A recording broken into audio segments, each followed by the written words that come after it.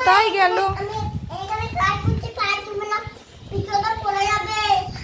আরে বাবা, আমার সোনাটা কি করে গো?